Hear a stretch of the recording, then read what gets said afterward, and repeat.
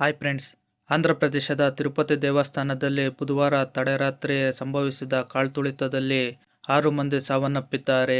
ಜನವರಿ 10ರಿಂದ ಆರಂಭವಾಗುವ 10 ದಿನಗಳ ವೈಕುಂಠ ದ್ವಾರ ದರ್ಶನಕ್ಕೆ ದೇಶ ವಿದೇಶಗಳಿಂದ ನೂರಾರು ಭಕ್ತರು ಆಗಮಿಸಿದ್ದರು.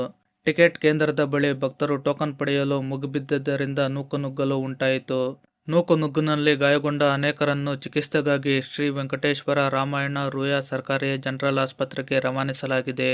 ಇದು ದುರದೃಷ್ಟ ಘಟನೆಯಾಗಿದ್ದು 6 ಯಾಂತ್ರಿಕರು ಪ್ರಾಣವನ್ನು ಕಳೆದುಕೊಂಡಿದ್ದಾರೆ.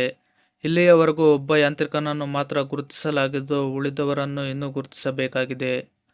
ತಿರುಮಲ ತಿರುಪತಿ ದೇವಸ್ಥಾನದ ಅಧಿಕಾರಿಗಳು ಟಿಟಿಡಿ ಅವರು ಗುರುವಾರ ಬೆಳಗ್ಗೆ 5:30ರಿಂದ 3 ಯಾತ್ರಿ ನಿವಾಸಗಳಾದ ವಿಷ್ಣು ನಿವಾಸ, ಶ್ರೀನಿವಾಸಂ ಮತ್ತು ಭೂದೇವಿ ಕಾಂಪ್ಲೆಕ್ಸ್ಗಳಲ್ಲಿ 94 ಕೌಂಟರ್ಗಳಲ್ಲಿ 1,20,000 ಟೋಕನ್ಗಳನ್ನು ವಿತರಿಸಲು ವ್ಯವಸ್ಥೆಯನ್ನು ಮಾಡಿದ್ದರು. ಆದಾಗ್ಯೂ ಬುಧವಾರದಿಂದಲೇ ಯಾತ್ರಿಕರು ಲಾಡ್ಜ್ಗಳಿಗೆ ಸೇರಲು ಪ್ರಾರಂಭಿಸಿದರು. ಆದ್ದರಿಂದ ಟಿಕೆಟ್ ಅನ್ನು ಪಡೆಯಲು ನೂಕುನುಗ್ಗಲು ಶುರುವಾಯಿತು. ಈ ಮಾಹಿತಿ ಇಷ್ಟವಾದರೆ ಒಂದು ಲೈಕ್ ಮಾಡಿ ಸ್ನೇಹಿತರೆ.